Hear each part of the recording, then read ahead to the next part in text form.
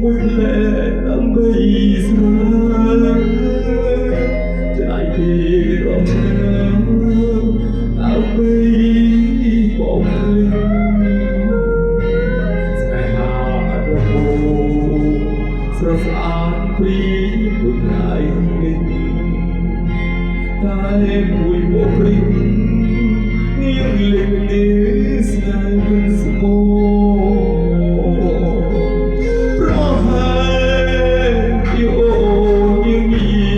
ពេលស្រងចរណាយ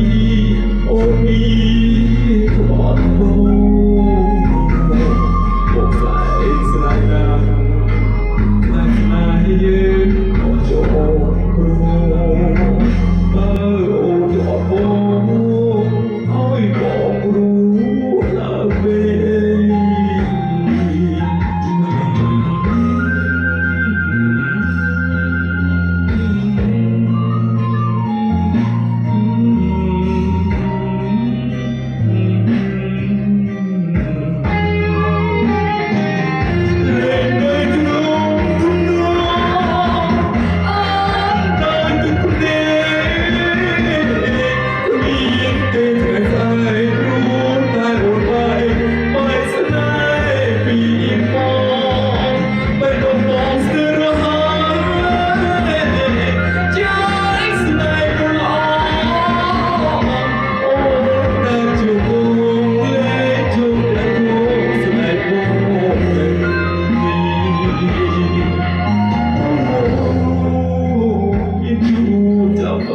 មានគ្រូ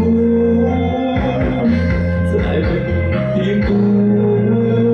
ដូចបើថ្ងៃស្រឡាញ់ស្រី